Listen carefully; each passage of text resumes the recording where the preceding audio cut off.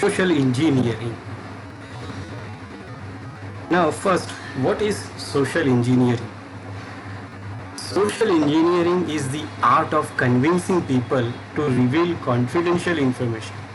Common targets of social engineering is include of the help desk personnel, technical support executives, system administrators, etc. Social engineering depend on the fact that people are unaware of their valuable information and are careless about the protecting it. Now, no matter how secure we make our network, no matter how security features, how restriction will put, if the humans are not, if the humans are not aware of the information what they have, they don't know the value of their information, and they mostly are careless. So they are careless to protect it. They are not aware what the information they have. Now attackers try to use this, try to use those unaware users, like they don't know what the information they are, value of the information they have. So try to get the information from those kind of users is the part of it is actually called social engineering. Social engineering it impacts very hard on organization, because you have configured lots of security things and lots of security features. Still it can be possible to do the attack by using the social engineering, because the humans are not that secure. It can put lots of economic losses, lawsuits and arbitrations can be imposed on the organization. Temporary or permanent closure of the company can also be happen. Dangers for terrorism, damage of goodwill, loss of privacy, lots of different, these are the different type of impact it can put on organization. Because when you lost your information, lost your data, that means you are losing the economic loss you will face, and the client's data which you lose, they can put lawsuits on you.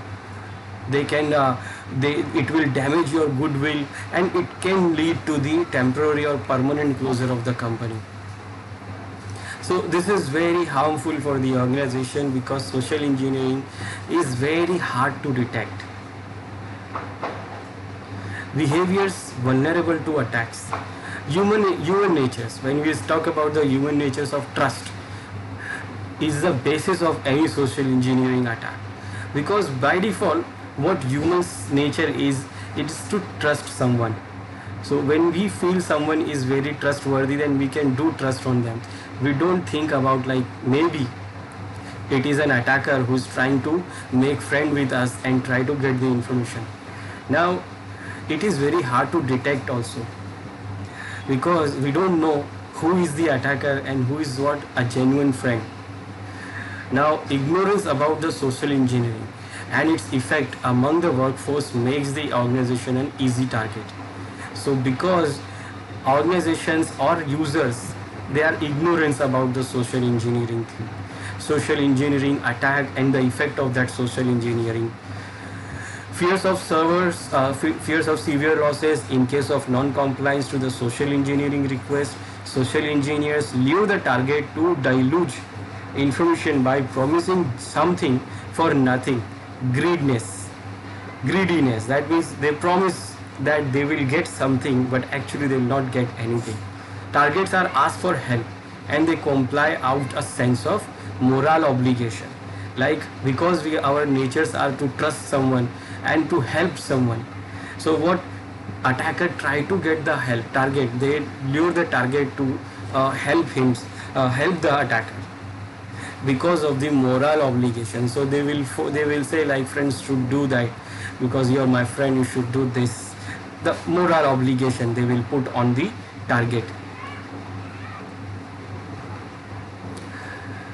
Factors that make companies vulnerable to attack. First, insufficient security training.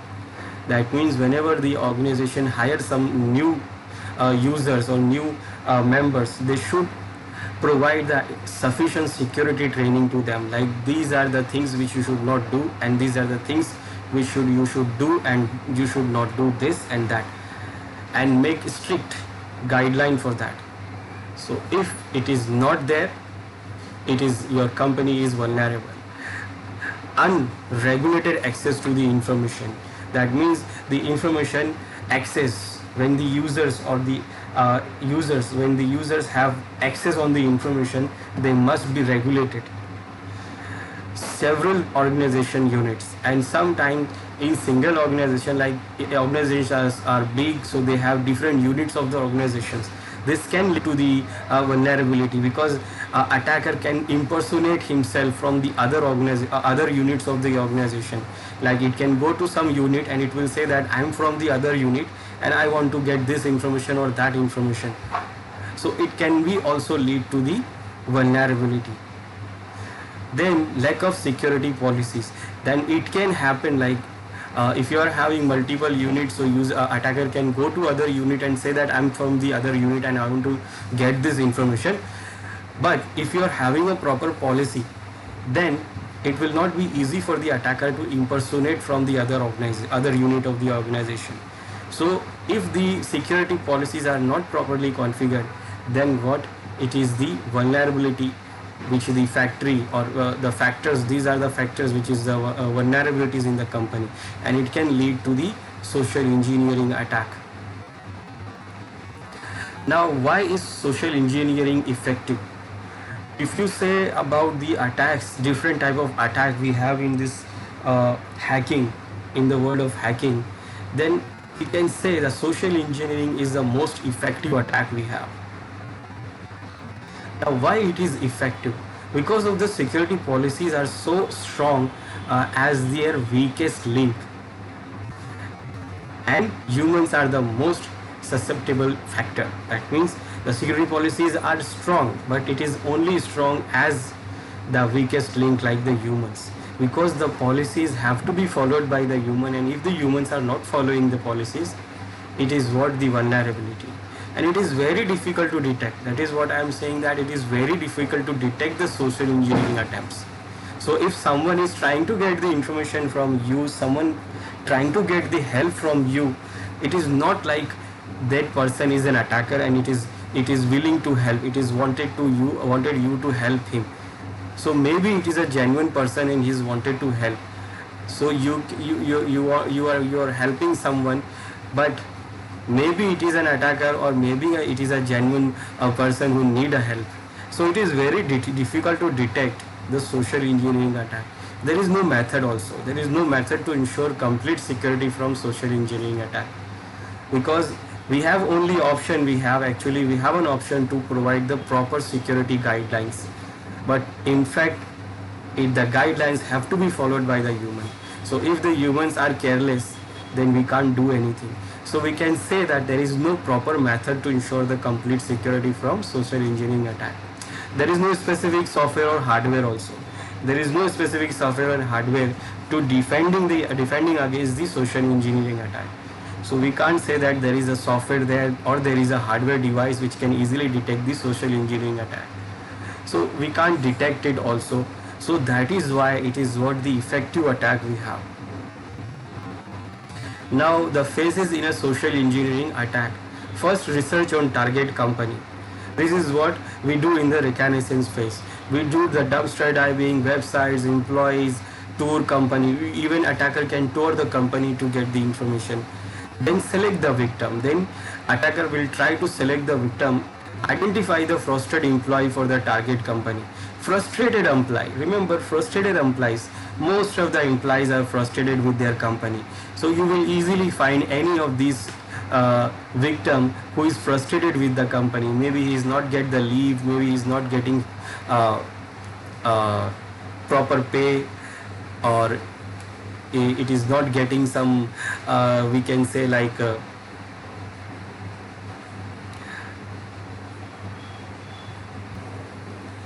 sometimes these victims, like the users, not get the promotions what they want, so they will get frustrated. So attacker do what? It try to identify those frustrated employees. Then what? Develop the relationship. Then it do what? It develop the relationship with that employee, that selected employee. Then after developing the relationship, then it will try to exploit the relationship. It will try to collect sensitive account and financial information and current technologies. Now because of that, because why it is it has choose the frustrated employee, because frustrated employees try to harm the company. No, it is like he's frustrated with the company, he want to do something to harm some employee or our senior persons, so it can do give some sensitive informations. So attacker find the frustrated employee, then make the relationship with it, and then after making the relationship, it will try to gather the information from that frustrated employee. Now, types of social engineering attack. We have different type of social engineering attack. We have human based social engineering, and also we have computer based social engineering. Now we have mobile devices also, so we can say we have mobile based social engineering also. In human based social engineering, we gather the sensitive information by interaction to the other users, other employees. We try to meet them, try to make friendship with them, and try to interact with them, whether directly in person or maybe from the social networking sites. But we try to make the friendship with them, try to interact with the user or employees. In computer-based social engineering, in this social engineering this is carried out with the help of a computer. So with the help of the computer, that means we try to do phishing, we try to do fake websites and fake attempt of spear phishing mails and all that. Then we have the option to do the mobile social engineering also based on mobile based. It is carried out with the help of mobile applications. So one, human based social engineering. First is what? Impersonation.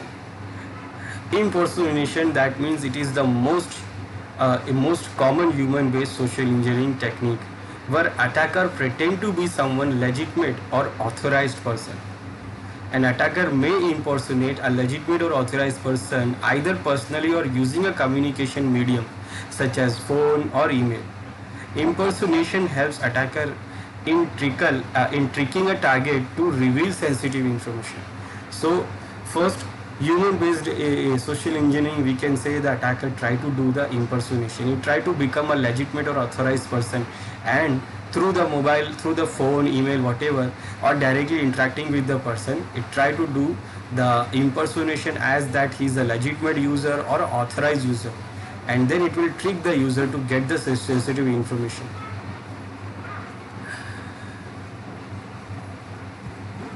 For example, posing as a legitimate end user. Posing as a legitimate end user, that means it impersonate as a end user, and then so posing as a legitimate end user, it do give identity and ask for the sensitive information. That means it will do what it is like. For example, it will say, "Hi, this is John from finance department. I have forgotten my password. Can I get it?" So it can do what? It can pose as a end user. It will give a call or give a call to the help desk or administrators, and it will say like, "I have forgotten my password. Can I get it?" Posing as an important user, it can pose as an important user also.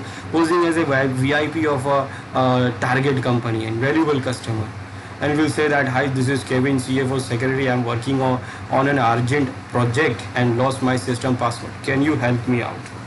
Then it can also pose as a technical support. Call as technical support staff and request the IDs and password to retrieve the data. Like for example, it will say, "Sir, this is Matthew, technical support X company. Last night we had a system crash here and we are checking for the lost data. Can you give me your ID and password?" Now, what it is doing here, it is like it is posing as an end user, and it is calling the help desk and for saying that, "I forgot the password. Can you reset my password?" Now, help desk will not reset the password. It will ask this user that, "Who are you and what is your name?" and all these information. Like it will ask for the identity. Now, attacker do get this identity from that because it has done the social reconnaissance part. It has done the reconnaissance of that user, that a legitimate employee. So it knows about that user's name, it is mobile number, email address. It will know that the address of that user, and it will provide that information to the help desk.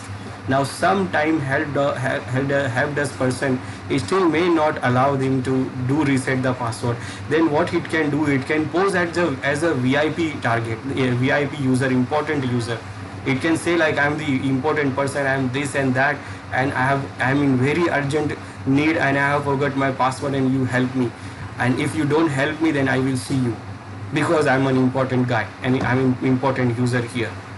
And then sometime it can do call the end user, call the employee, and say that I'm the technical staff and there are some problem here in the data and we are trying to set all the data here, and now we want to check everybody's data that there is the datas are properly okay or not. So can you give me your user ID or password to check that your data is okay or not. So these are like, it is doing impersonation. Then it can do what, impersonate as a over helpless or help. So like it can help desk, it will help desk are the most vulnerable to social engineering as they are in place explicitly to help. So mostly every attacker try to become the impersonate as an end user and try to call the help desk. An attacker calls a company help desk and pretend to be someone in the position of authority or relevance and tries to extract the sensitive information out the help desk. Like for example, again I can say a man calls a company help desk and says he has forgotten his password. He adds that if he misses the deadline on a big advertising project, his boss might fire him. Like it is trying to help. It is saying that I'm helpless, I'm very poor guy, and I can lose my job if I don't do this. My boss will fire me. This is very important. I have no time to follow the procedure. Just reset my password. Now help desk worker feels sorry for him and quickly reset the password, unwittingly giving the attacker clear entrance into the corporate network. So attacker can impersonate, it can do like this, or it can do like third party authorization also. Like attacker obtain the name of the authorized employee of target organization who has access to the information he or she want. Then attacker then call to the target organization where information is stored and claims that particular employee has requested that information be provided. So it will do what? It will call the organization. First it get the information about the authorized employee by using the reconnaissance, and then what, it will send the call that, hi, I am John, I spoke with Mr. XYZ last week before he went on vacation, and he said that you would be able to provide me with his information in his absence. Then again it can call as a tech support.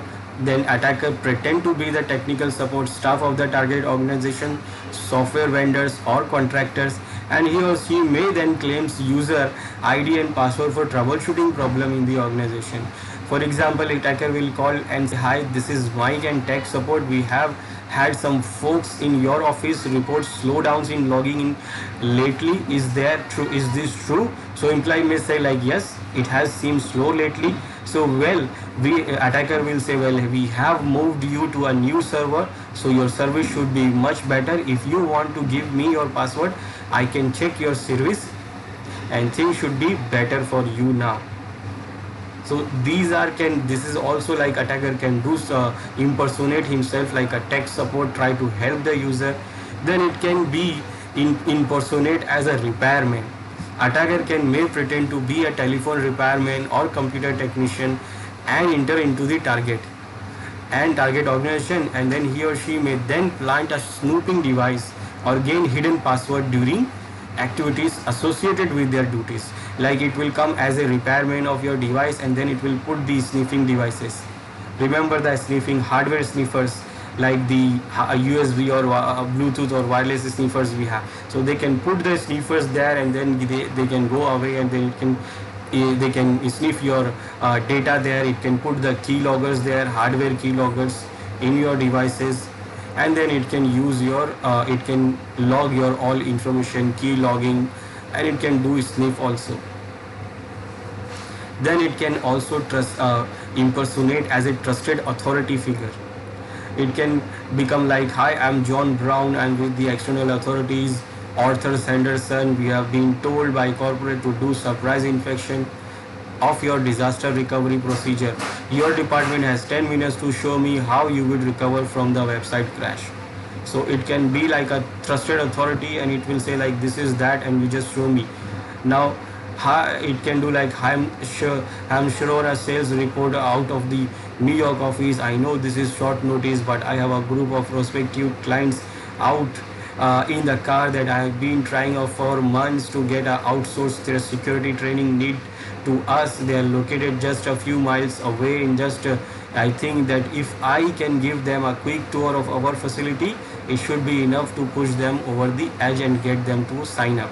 So, yeah, they are particularly interested in the security prosecution we have adopted since someone hacked into their website a while back. So, which is one of the reason they considered our company.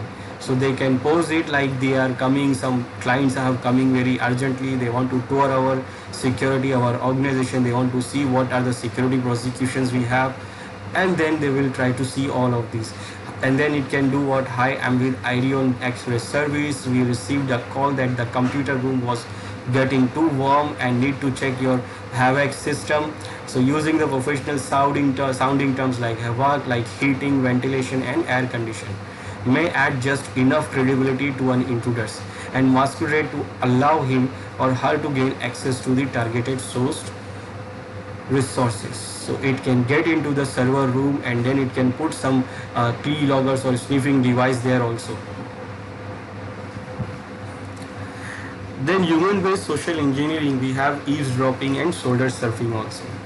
Now eavesdropping means what is an unauthorized listening on of conversations or reading of messages. It is like interception of audio, video or written communication. It can be done using communication channels such as telephone lines, email, instant messaging, etc. So it is just eavesdropping means it is just unauthorized listening of conversations. Maybe the attacker is sitting behind you and you're talking on the phone and he's listening on your what you are talking. It can do like also that, like it can sit behind you or close to you and you will do whatever you are doing. You are sending mails, sending messages or doing calls, and it can put one eye on you and do what, it listen or see what you are doing. You feel like this is a genuine guy, is not listening to it, or you just do employees or users can do what, they can carelessly reveal or talk on the phone some sensitive information, and then attacker can get it. Shoulder surfing is also the part of human-based social engineering where user direct observation techniques such as looking over someone's shoulder to get information such as passwords, pins, accounts, numbers, etc. That means like as in an image you can see that what attacker is sitting or standing behind the user and just directly looking into the keyboard or on the screen of that user and try to get the password or pin. Shoulder surfing can also be done from a longer distance with the aid of vision enhancing device such as binoculars or obtain sensitive informations. So attacker, it is not like attacker has to stand behind you to do the shoulder surfing. It can use the binoculars and stand a long distance away, and then it can look into your keyboard or in your screen to get the sensitive information. Then there is dumpster diving. Now dumpster diving is looking for treasure in someone else's trash. Now what in the dumpster they are looking for? In the trash bin they are trying to contact information, try to get the contact information. Printer bins, they try to get the financial information. In sticky notes they try to get the operations information, and mailboxes they try to get the phone bills and all that. So attacker try to do dumpster diving and try to get these information like phone bills. We just throw that things like this: contact information, financial information, operation information. We have sticky notes, we just write some thing which we want to remember, we make sticky notes, then we throw them after doing the thing. Printers bin, like when we do the printing, some words are not properly printed, then we just throw the paper like in the dustbin. mailboxes, they try to get the phone bills and all that. Now by doing all these things, it can get the sensitive information about the employee, and that information it will use in the other, it will try to do it will use this information to do the impersonation. So when I said the user try to become a genuine employee and try to call the help desk, so it will provide the information about that user, like what is the name, what is the phone number, what is email address, what is the addresses. So those information it can get from this dumpster, by dumpster diving. By getting the phone bill, you can get the phone number, you can get the address, you can get lots of information by just getting the phone bill.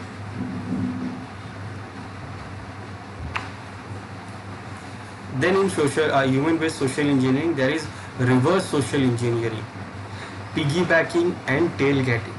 First, reverse social engineering means a situation in which an attacker presents himself as an authority and the target seeks his advice, offering the information that he needs. Reverse social engineering attacks involve sabotage, marketing and tech support. Piggybacking, that means something like attacker can say like, I forgot my ID badge at home, please help me. That means suppose nowadays in an organizations we have they have a doors which is secure by the authorized persons. Like an authorized person allows only to pass those gates because they are having a key card. So when they swap the key card, then they can get into that door. So for the organization do what? They put the security features, they put the lock on the gates where you have to swap your key card to get in.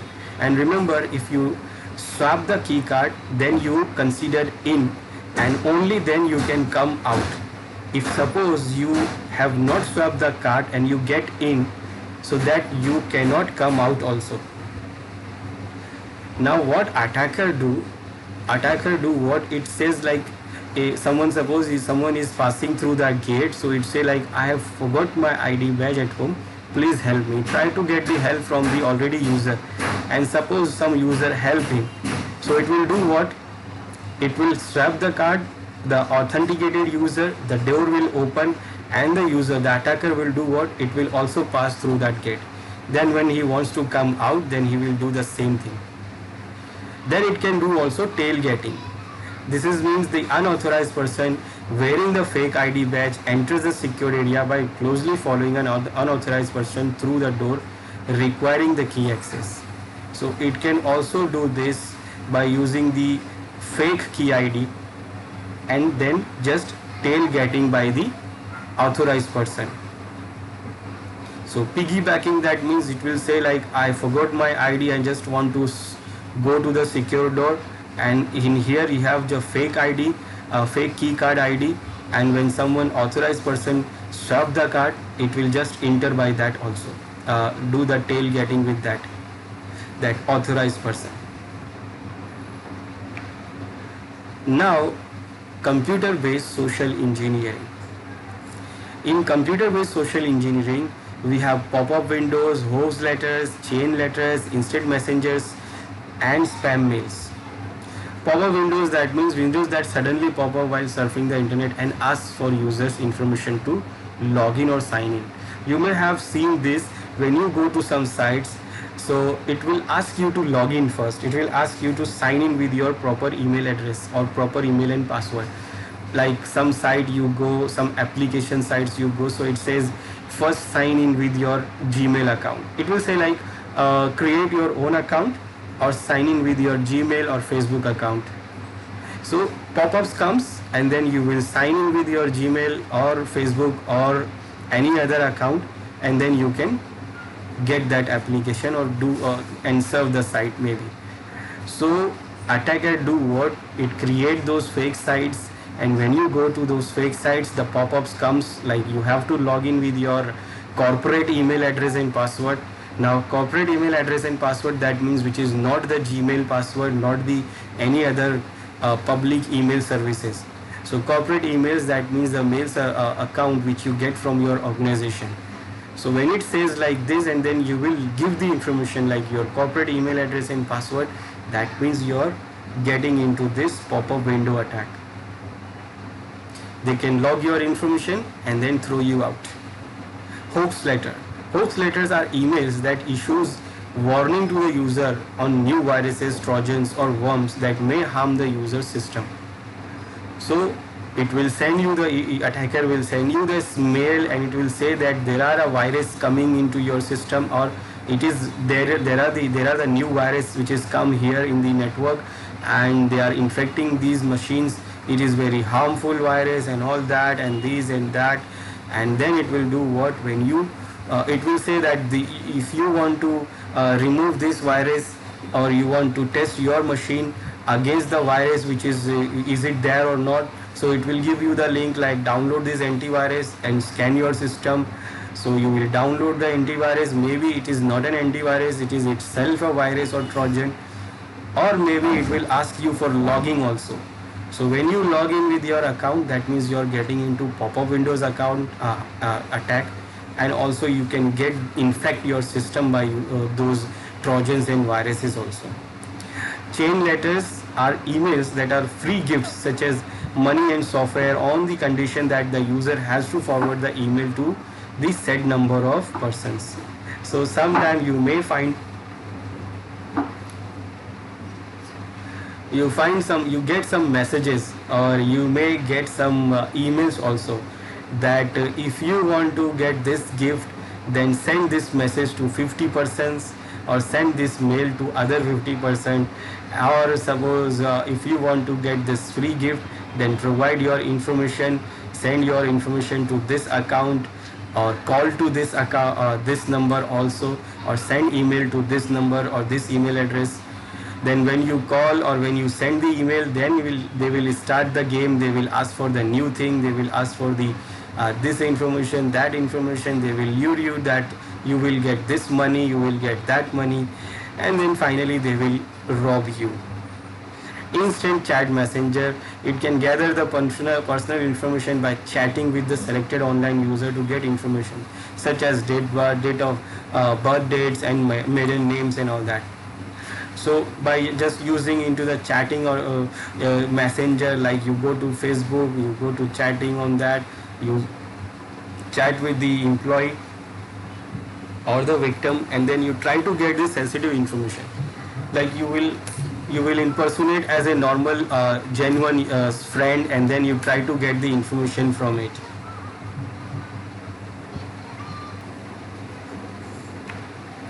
Then is spam mails. Spam emails, it is irrelevant, unwanted and unsolicited mail to collect the financial information, social security numbers and network information.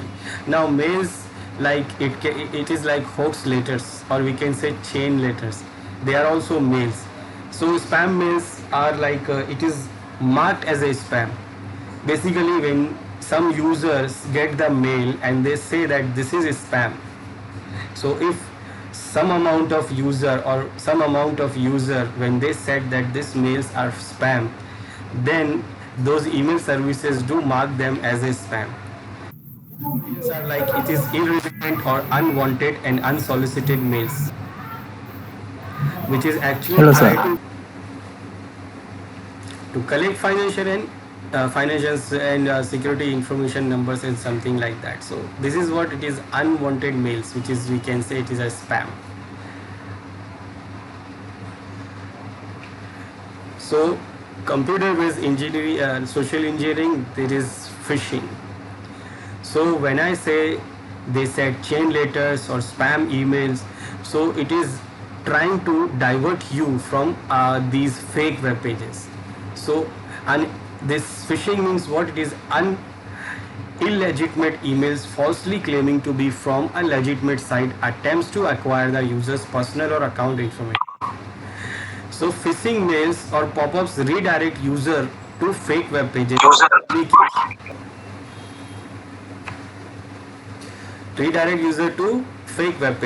of mimicking trustworthy sites that ask them to submit their personal information.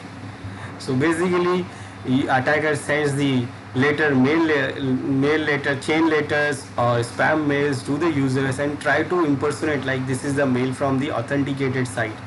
and then when you try to click on that link, it will take you to the it looks like authenticated web page, but it is not an authenticated, it is not the legitimate site, it is not the legitimate page, and it is trying to get the information from you, like you have to fill the form and like this, and then you will fill the form. So what it will do, it will collect your information and then redirect you to the genuine site.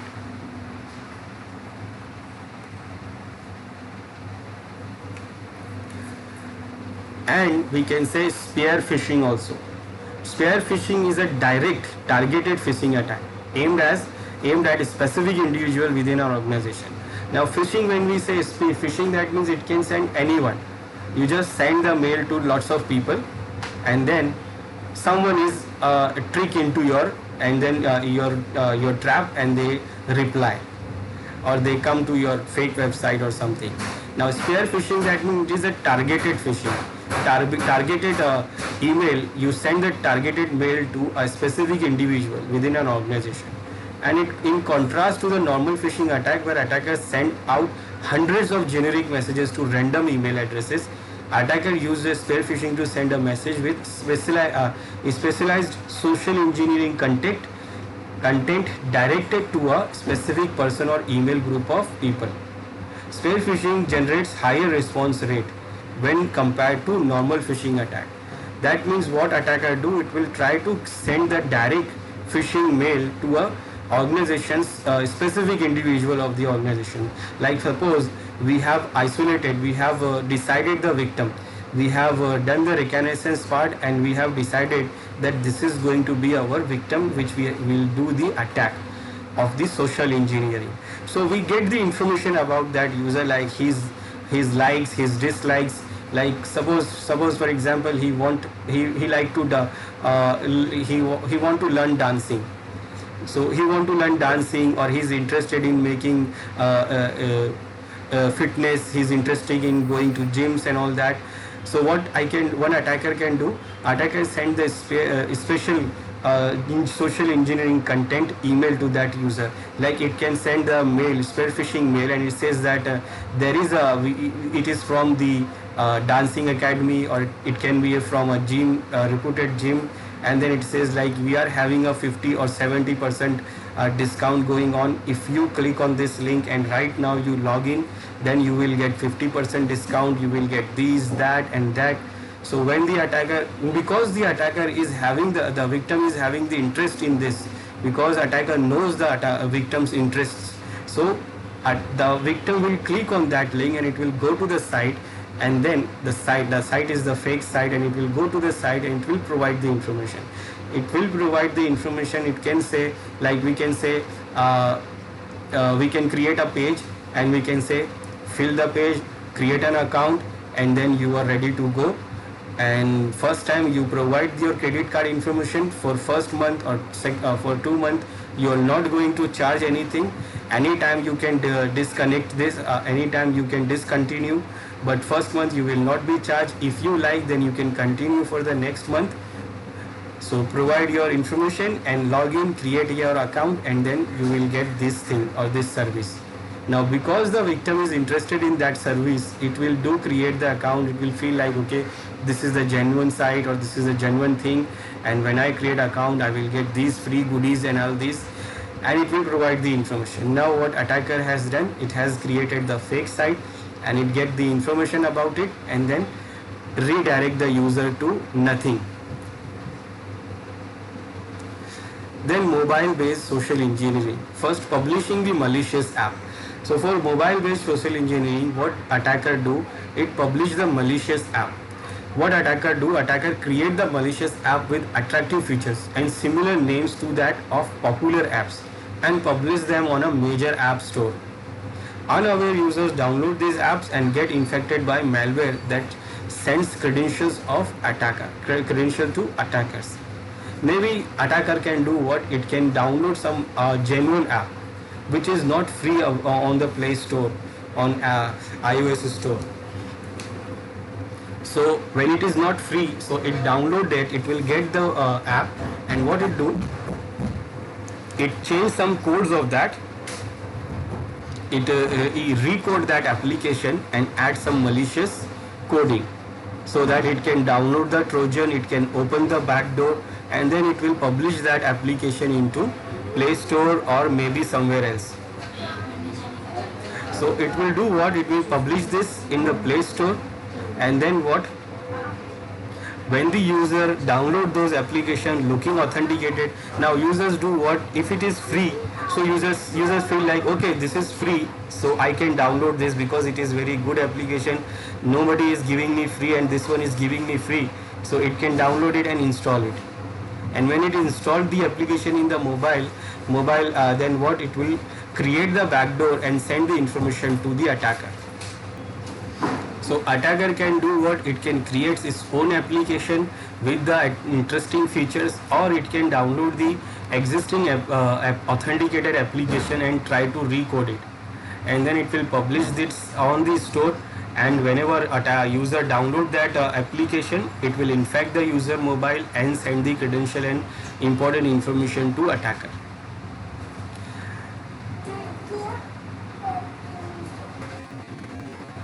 So it can do repackaging of legitimate apps. So it can create the new app, and also it can do what? It can repacking the legitimate app. So attacker do what? Suppose the legitimate developer develop and creates the gaming app and upload on the app store. Then mobile app store's malicious developer downloads the legitimate game and repackage it with the malware, and then it will upload that game to the third party app store. Now remember, if you download, the attacker change the code, or if any attacker upload the malicious apps on the Play Store, even in the Google Store or any other authenticated store, application store. So what they do, these stores have its own scanner. They have their own scanner which scan the application before downloading. So even if the attacker uploaded those platforms, they do scan and remove it.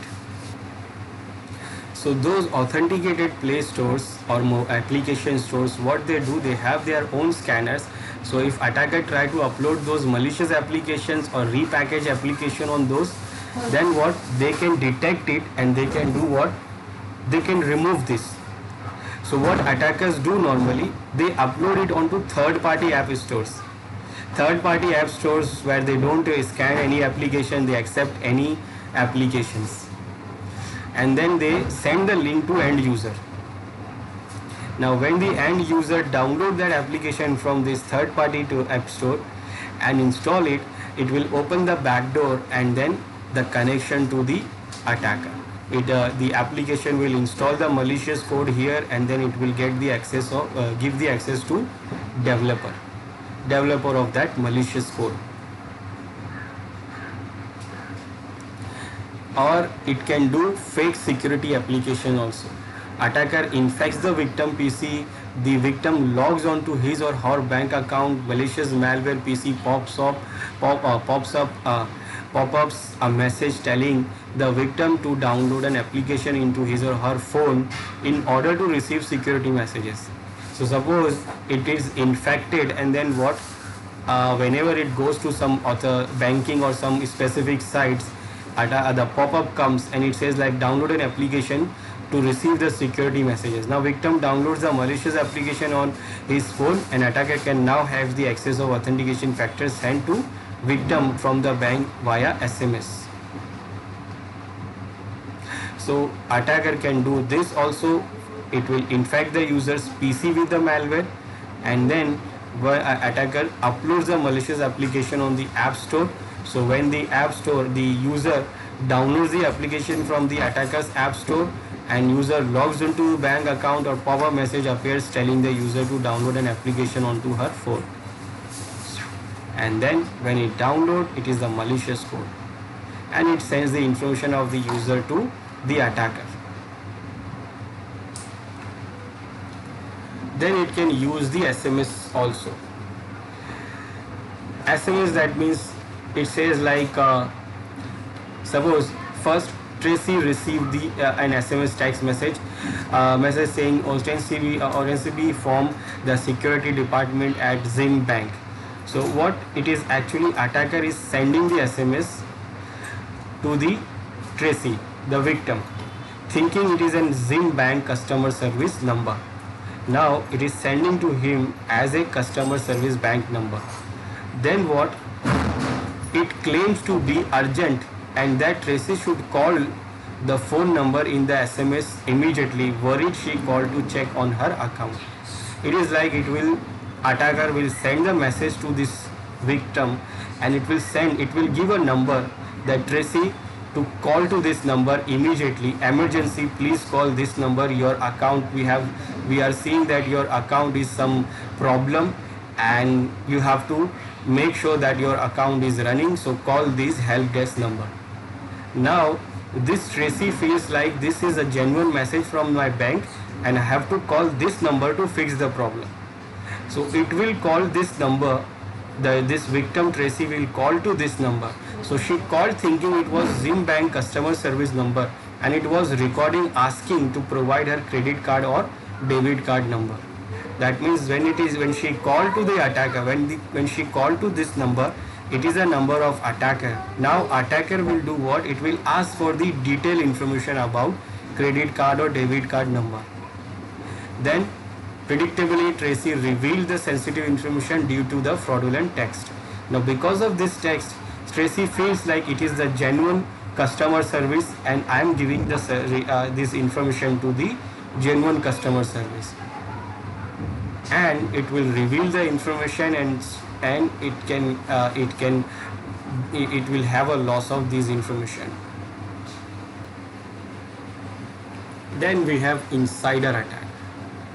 Now insider attack means what? First, it is from inside. It is from inside the organization. Inside the organization, it can be spying. That means if a competitor wants to cause damage to your organization, that is steal critical secrets or put you out of business, they just have to find a job opening and prepare someone to pass the interview and have that person hired, and they will be in the organization.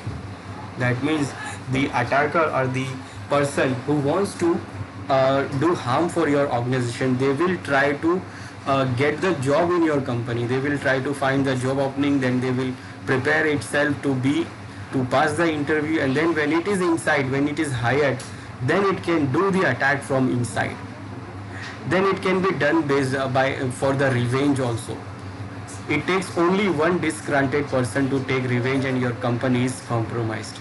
Disgruntled person, that means the employee which is frustrated with the organization, with its own organization, and because it is working inside, because it is not satisfied, it is not happy. So what it can do? It can do very big harm. Why? Because it wants to take the revenge for the company or for the people or for some company authorized person. So what it do? It will do harm the person. And this is what also we can say it is an attacker, insider attack, because it is the attack from the inside, the person which is already working on the company. So insider attack, that means an inside attack is easy to launch, prevention is very difficult, and the insider attack can easily succeed because it will know everything and it has the information, it has the access also. So if the disgruntled person or disgruntled employee, if it is not happy, then he can do the revenge. We can have attacker can have a job in the organization and try to do the insider attack. So disgruntled employee, this is employee which is not happy. So an employee may become disgruntled towards the company when he or she is disrespected, frustrated with their job, having conflicts with the management, not satisfied with the employment benefits, issued an employment termination notice, transferred, demoted. These kind of things makes these employees disgruntled. Now this disgruntled employee may pass company secrets to intellectual properties to competitors for monetary benefits. So it can send the important information to the competitors. It can send the information to the attacker also. Disgruntled employee is very harmful for the company.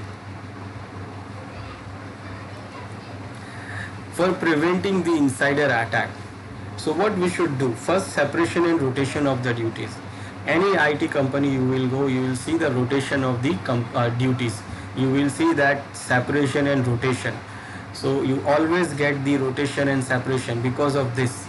So this is the first point you have to do for preventing the insider attack: separation, rotation of the duty.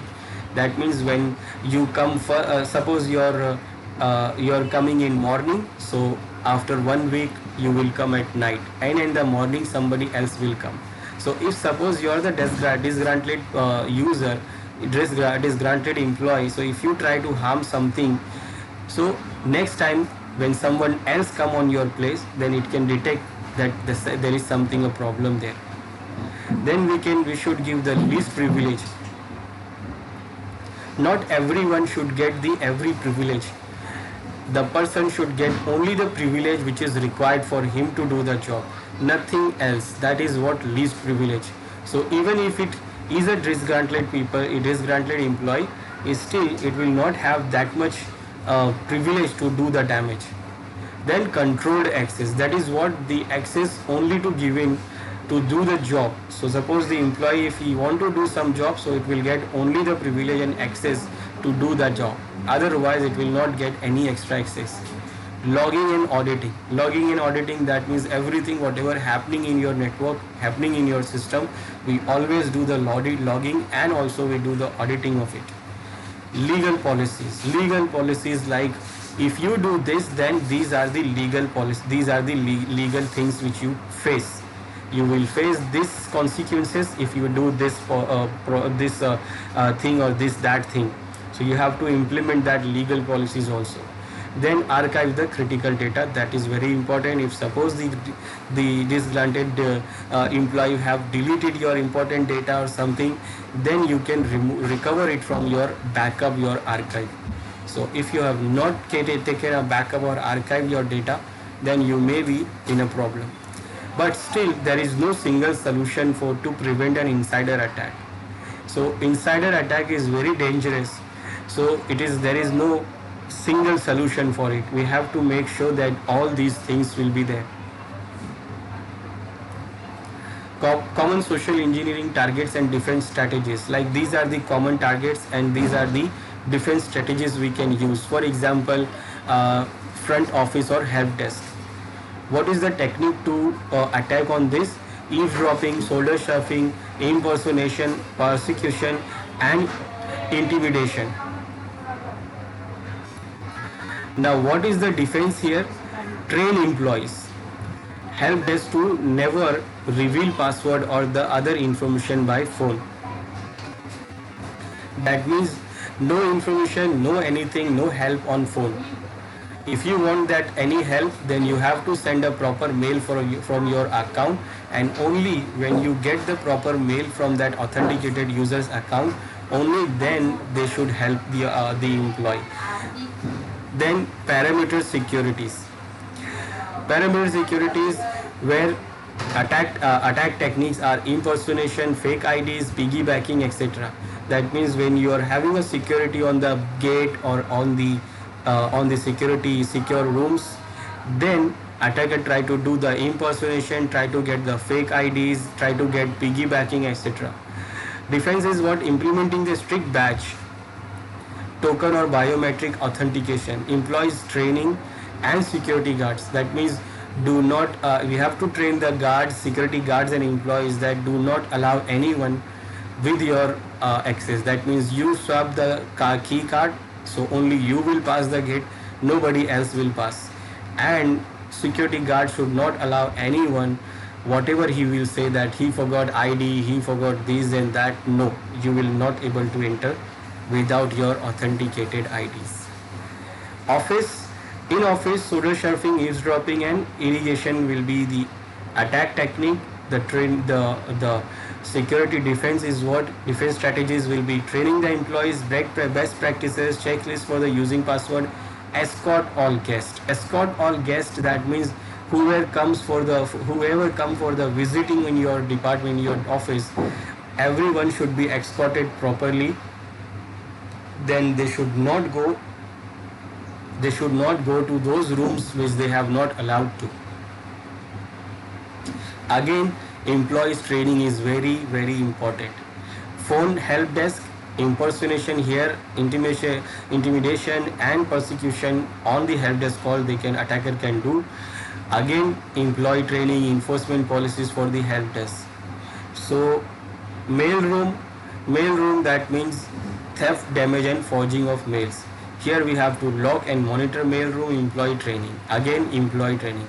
Machine room, close phones. So here attacker attempt to gain access, remove equipment and or attach a protocol analyzer to grab the confidential data. So the strategy for the defense is the keep for phone closet, server room etc. locked at all times and keep updated inventory on equipments. So basically the defense is what? Proper training and security policies. Now, social engineering through impersonation on social networking sites. Now, these social networking sites are the very, very problematic thing for any organization. Here, malicious users gather confidential information from social networking sites and create accounts in other names. Attacker use other profiles to create a large network for friends and extract information using social engineering techniques. Attacker try to join the target organization employees group where they share personal and company information. Attackers can also use collected information to carry out other forms of social engineering attack. So from social networking sites, attacker will carry or collect the information so that it can do other form of social engineering attack.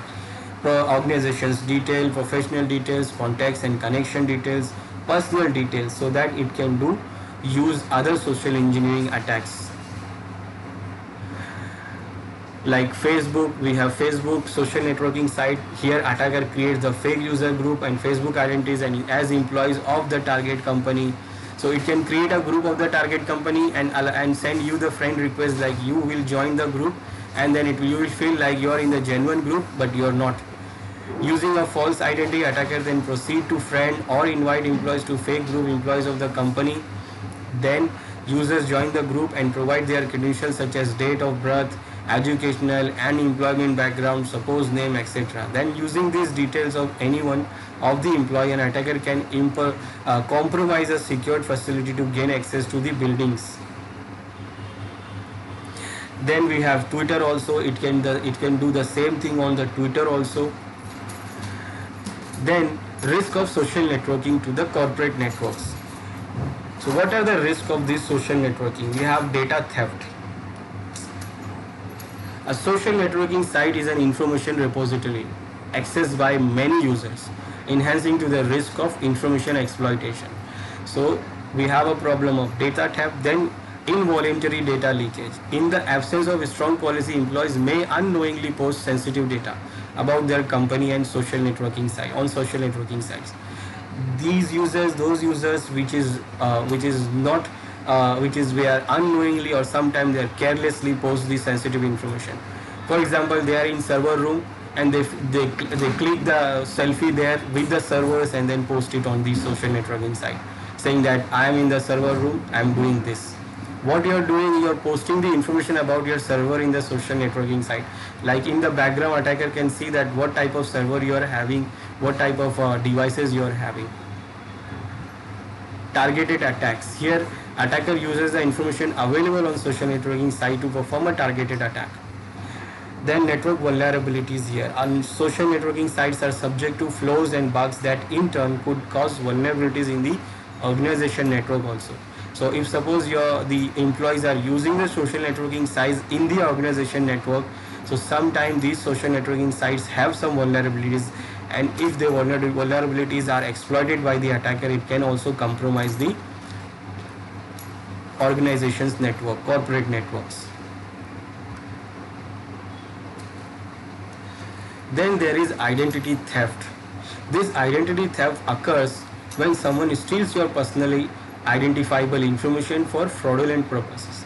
It is a crime. It is a crime in which an imposter obtains personal identifying information such as name, credit card numbers, social security and driver license numbers, etc. to commit fraud or other crimes. Attackers can use identity theft to impersonate employees of a target organization and physically access the facility. So this identity theft is actually the crime. And by doing this, attacker will use your name, credit card number or security or license info, driving license number information and do the crime, and then you will be caught. So attacker can do also this to get into the physical access, get the physical access in the organization facility.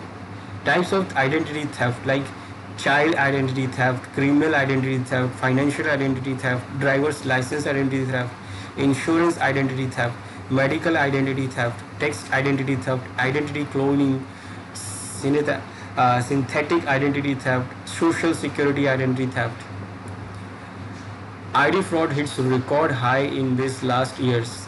According to new this Julian study identify the fraud hits record high with 15.4 million in US victims in 2016, up to 15%. So it is increasing, it is very harmful for the user, for the person, when somebody theft his identity, his or her identity. So common techniques, there are some common techniques attacker use to obtain the personal information or for identity theft, like theft of wallets, computer, laptops, cell phones, etc. They can do theft your wallet or computer or laptop or cell phones. Then they can use internet searches for your name. Then they can use the social engineering technique, dumpster diving, shoulder surfing, phishing, scheming, pretexting, farming, hacking, compromising user system, malwares, war driving, insider theft. So they can use these different type of attack. Basically these all attacks are like social engineering attack, and they try to get your information, as much information it can. And then what indeed how we can identification of identity theft. If suppose unfamiliar changes to your credit card that you do not recognize, suddenly you will see some purchases or some services, like some swaps you will see in the credit card. Somebody is purchasing or something in your credit card. No longer receive credit card, bank or utility statements. Sometimes the attacker do what, they get the credit card on your name from the bank, and then what, your information, your bank, your credit card statements, utilities, it will not come to your address, it will go to attacker's address. Getting calls from credit or debit card fraud control department. Then charges for the medical treatment or the service you are never received. Not receiving electricity or gas, water, etc. service bills.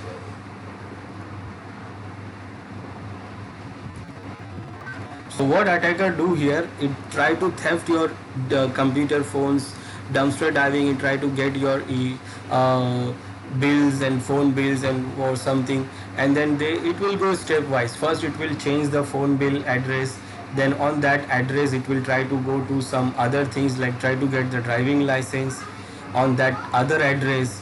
Then it will try to go, it will go to the bank and it will say that this is my new address, this is my new number, and this is what, and I want to have a new credit card on this address and all that. So it will get your credit, it will get the credit card on your name.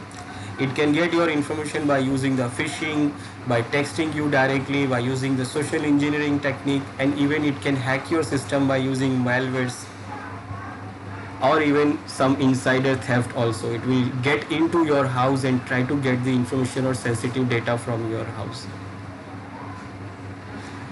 Now what is the social engineering countermeasures?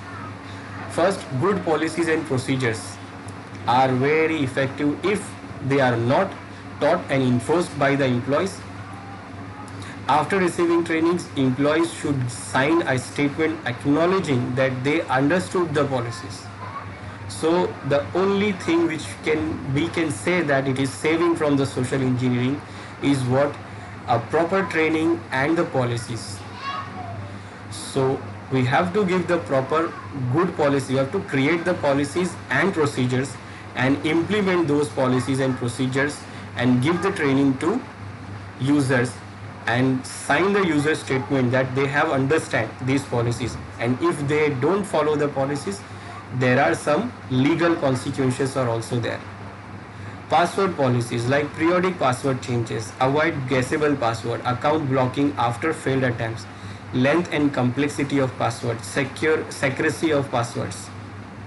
Physical security, identification of employees by issuing the ID card, uniforms, escorting the visitors, access area restriction, proper shedding of useless documents. Remember, when you throw the documents which you don't want in the dumpster, before throwing it on the dumpster, they have to do the shredding of the document.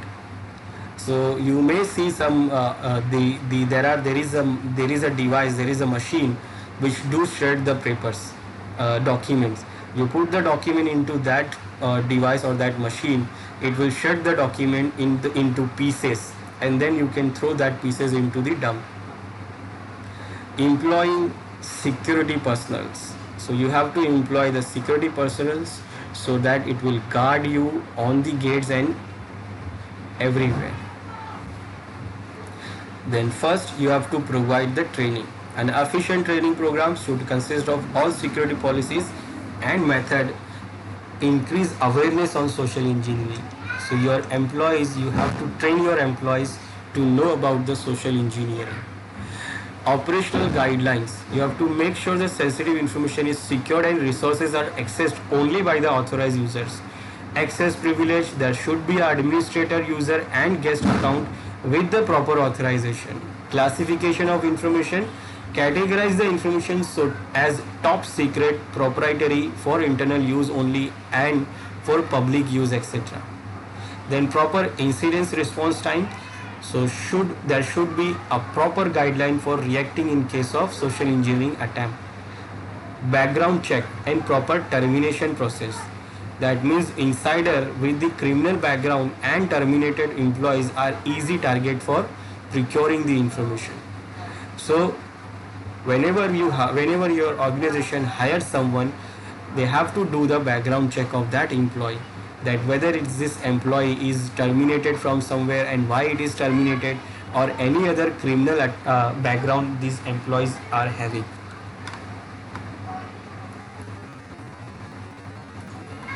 Then for antivirus and anti-phishing defense, we can use multiple layer of antivirus defense to end user and mail gateway levels to minimize a social engineering attack. This is for the computer based social engineering attack, for that phishing sites and all that. So we should use the proper anti-phishing defense or antivirus. Then two-factor authentication, instead of fixed password we can use two-factor authentication for high risk network services such as VPNs and modem pools. So not only the username password, we can use the physical authentication like fingerprint sensor, eye sensor, or even the key card, physical key card. Change management, a documented change management process is more secure than the ad hoc process. So documented change management, that means whenever your management changes, you have to be documented that this one is out and this one is in. How to detect the email phishing? Now if you got some email, so how you will detect that this email can be a phishing email? So first, seem to be from a bank, company or social networking site and have a generic greeting. So if you see the format, you will get suppose the greeting, okay, it looks like it is coming from the genuine site. Now seems to be from personal listed in your email address, then gives a sense of urgency or a valid threat, or suppose it is giving you the urgency or valid threat, like there is something threat there, antivirus is there or something. May contain grammatical spelling mistake. Now it can contain grammatical or spelling mistake also. Includes links to spoofed websites, that means it will have some links, so that when you click on those links it will go for the spoofed sites, fake sites. Now may contains offer that seems to be too good to be believed, like it will make the offer like you will get $5 million. It is like impossible. Why? I don't know. Then include official looking logos and other information taken from legitimate website. So when they create those fake emails, they do what? They get the logos from the genuine sites and add those logos into the email. May contains a malicious attachment. Then it can also have some attachments. When you can click on those attachments, it can be a virus. So don't open those attachments when you don't know the source. Now, how to detect these anti-phishing toolbars? Anti-phishing toolbars we have like in Netcraft. In a Netcraft, we also this site which is Netcraft, we have the anti-phishing toolbar where you can detect this phishing. Like if you get the phishing mail or phishing link, so you can put that link there and you try to search it. If you search that link, it will show you that whether this link is phishing or not in this Netcraft toolbar. Now, but this Netcraft service, it is I will show you what. There is another tool which is Phishing Tank. This is also the online service. We can go to this site and we can paste the link which we see, which we feel like this is the phishing link. So what it can do, it can give you the information about that link. Maybe it is phishing or not. So what you can give the link here and you can search for the link, that whether the link is phishing or not.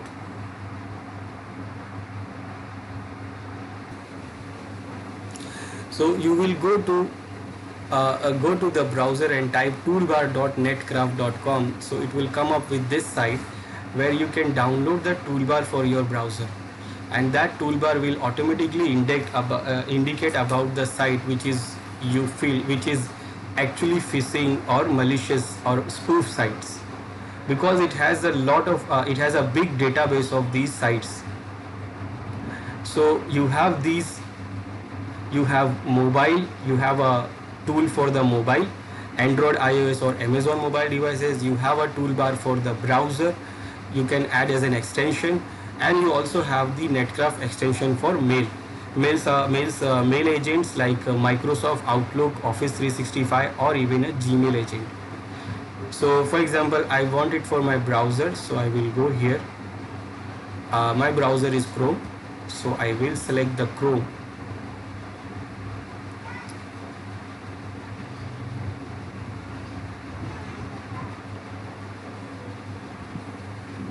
And it will give me the extension here. This is the Netcraft extension.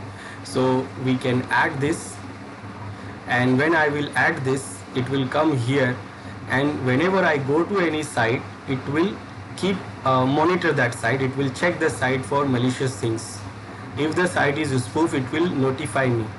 If the link is phishing link, then it will notify me. It is adding here.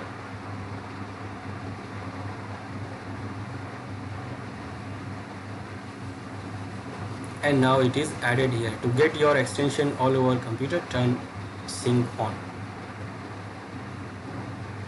Okay, for all over device, you have to sign into this device so that it will get it for all. I will not do this. We can check here. This is the extension.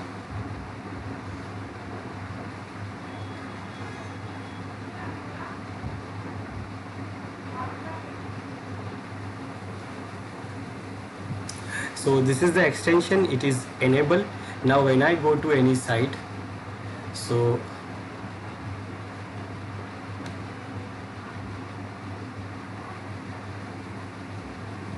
like I'm going to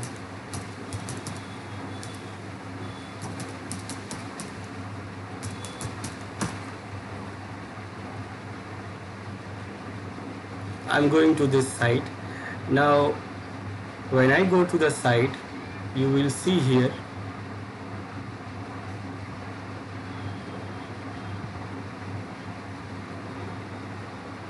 I have to pin this. Okay, now it is pinned here. So you can see when you click on this, it will show you the detail about the site. It is showing that this is from this country, this is the rank, this is the site information and all that. And if it is having a problem, if it is the spoof site, then it will give you the link, it will give you the warning here that this site is fake or it is a spoof site or something. You can see the site report also from directly the Netcraft site. So it will show you the whole report of the site, of the particular site.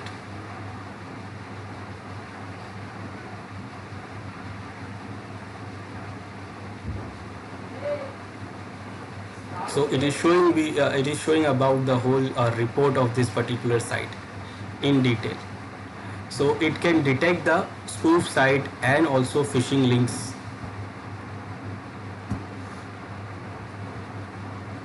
Then there is a site which is called Fish Tank.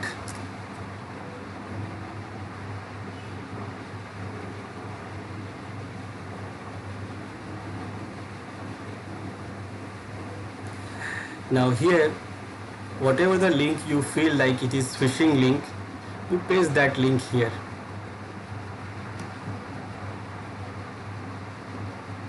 You paste that link here. So like this, whenever you have a doubt on those links, write the link here, paste the link here, and then check, is it a fish? And it is saying that this one is 100% phishing link. It is not a fish, 0%. So this link is actually the phishing link, and it gives you all the other links which is recently detected also. These are the recently detected links, recently submitted links. These are considered as a phishing link, where you can add the fish also, you can verify the fish search and all that.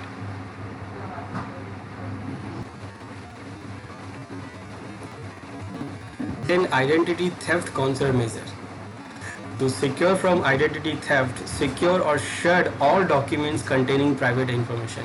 So whatever the document you have containing any private information, whenever you are throwing on that those documents into a dump, you have to shred all the document. Then to keep your email secure, empty the mailbox quickly. Whenever you have done with your mails, remove it. Ensure your name is not present in the marketer's hit list. That means when you go to any marketing sites, your names will be there. Now suspect and verify all the requests for personal data. So anyone who is asking for your personal data, suspect it. Don't believe it. Review your credit card reports regularly and never let it go out of sight.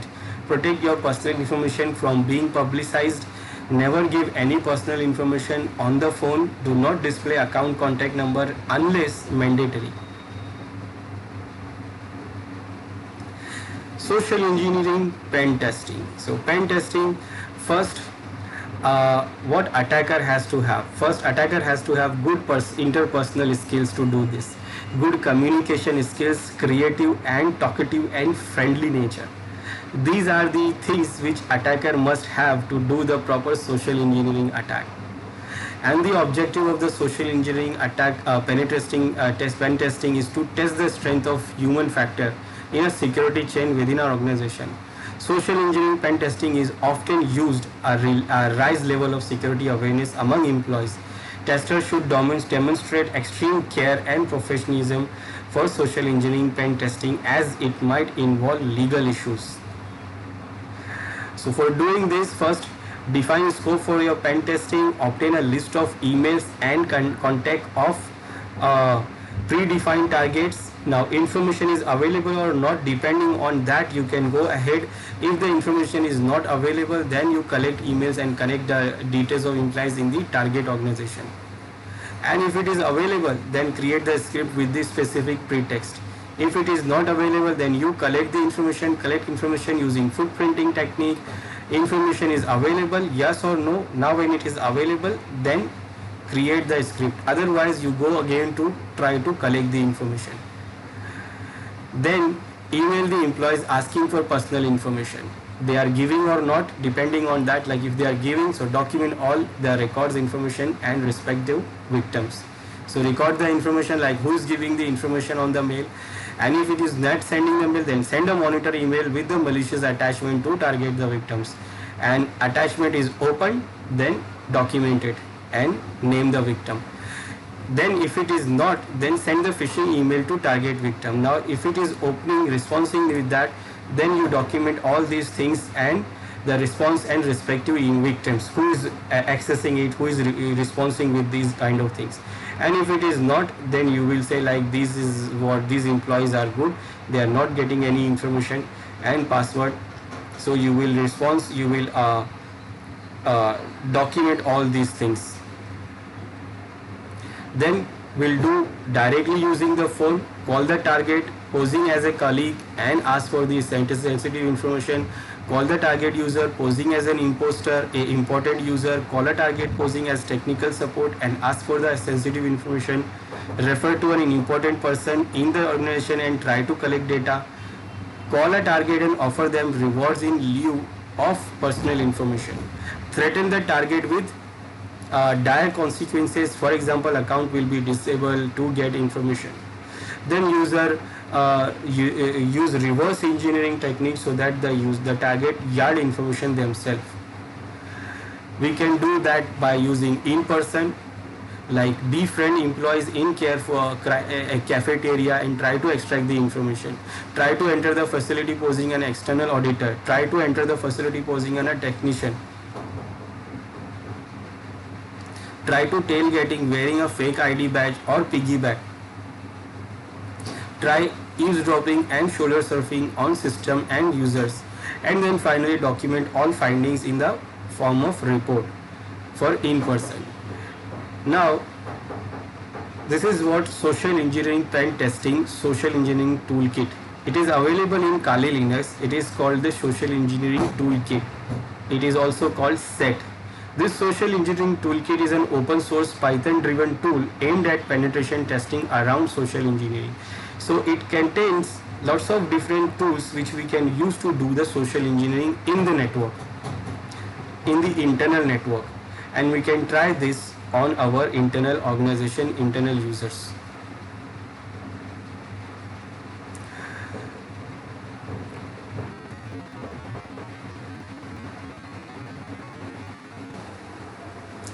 Now using this toolkit, what we can do, we can do the social engineering attack in the local network. For example, I'll show you this. Now go to Kali Linux, and in our Kali Linux we have the social engineering tools, and in that we have this social engineering toolkit. So when you click on it, it asks for the sudo permission and it has opened this social engineering toolkit. Now here you can do the social engineering attack, you can do the penetration testing fast, third-party modules you can download, update this tool also. I want to do the social engineering attack, so I'll go with one. Now here these are the different social engineering attack we have. We have spear phishing, vector attack, website attack, infection media generator, create a payload, and listener. So we have these metasploit type of attack also.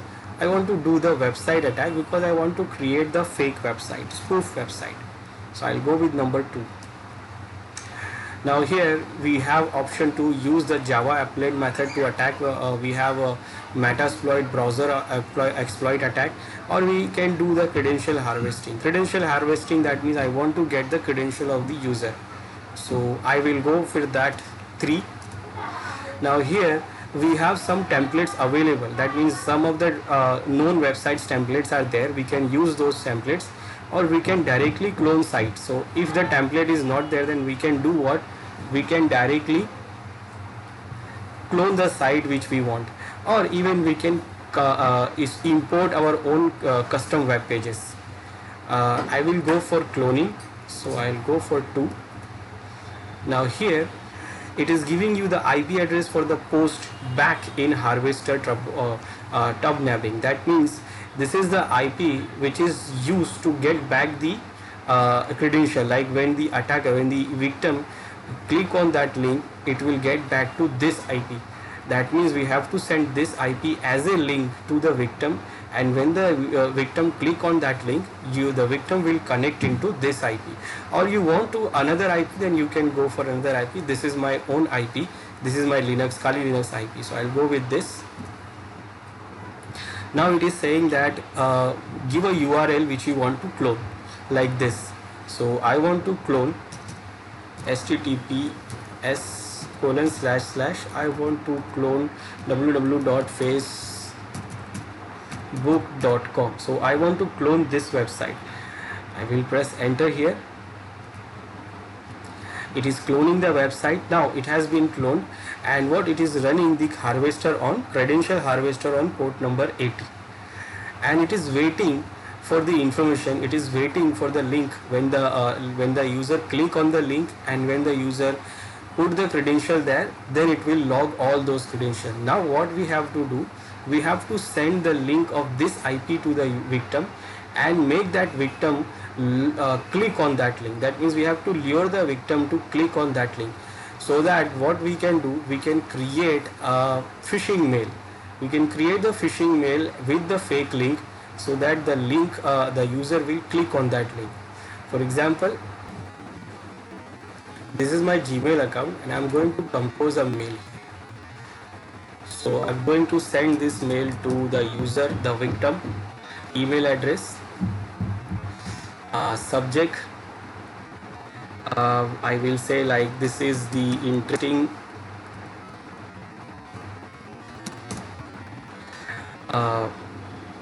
post on Facebook, and then you have to design the mail. Like you will type that whatever you want, like this is the, you have to lure the user. This is the link to get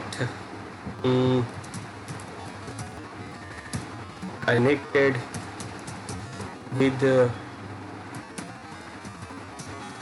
different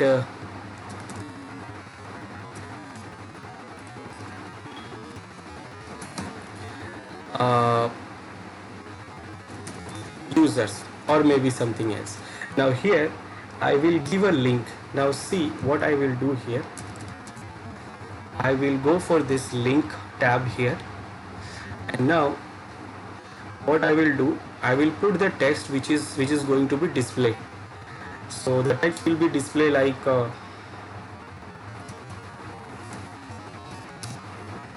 click here, or even I can give a genuine site like link. I can say click on www.facebook.com/apps, but this is the real link here.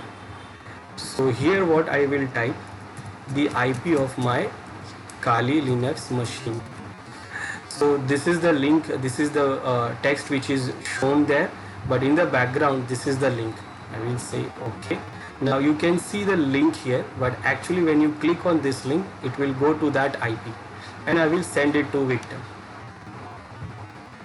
Now we'll go to victim machine. Now here on this victim machine we got this mail here. Now I will click on this mail and I will try to open the mail here. Now what I see here, the victim sees like some kind of text here. You have to design the whole paragraph to lure the user and provide the user with the link. Now when you click on this link, it is not, user will not feel like he is going to some IP, but it will take it to that IP. If you see down here the URL, so you can click, when you take your mouse there, hover the mouse, you can see the IP here, the actual link.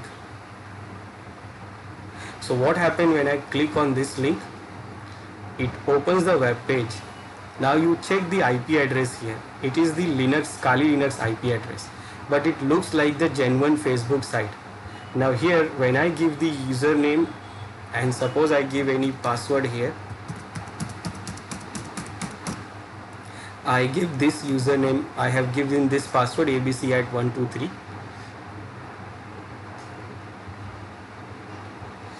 ABC at 1 2 3 4 5 6 7 8 9, and when I logged in here, now you can see here it has transfer me on the real Facebook site. This is the real Facebook site.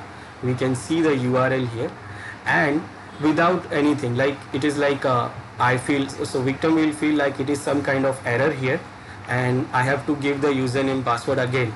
But actually what happened, the victim is redirected from the fake site to the real site. Now when you go back to the Kali Linux, you can see the harvester here, and you can see what it has found: the email address and the password.